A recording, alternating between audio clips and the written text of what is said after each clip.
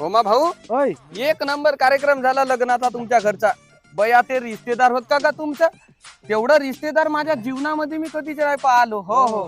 अरे 2-4 पोत तर तुम्हाला निवड वैरच आला असेल म्हणत आहो मी. त्या ऐराचं अजिबात नाव नको घेऊ. त्या ऐरापासून तर आमच्या घरी झगडे चालू आहेत का? अच्छा.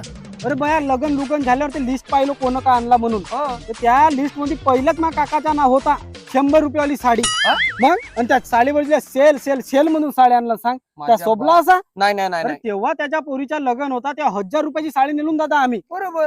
मला तर असं वाटतं हे नाही का झगडं झुगडं करण्यापेक्षा सरकारनं ऐर प्रथा बंदच करून टाकावा. हो हा भलता शहाणा आहेस तू. अरे आम्हाला फायदा आहे ना. आम्ही आंदोलन करून बंद झाली केली तर. अरे मागच्या महिन्यामध्ये शेळीचा वाढदिवस केलो ना आम्ही. हो माझ्या मामाला म्हणलो मी का ऐरामध्ये मला स्लीपर चप्पल आणाल तुम्ही. बरोबर. मामानं माझ्या हे 350ची ऑफिशियल चप्पल आणलं. सांग 100च्या चप्पल 350 मध्ये कितीचा फायदा झाला मला. हो मग कसे ऐर प्रथा खराब आहे म्हणतेस तू. तू आपले रिश्तेदार गरीब आहे त्याला मोठं लोक करणं का.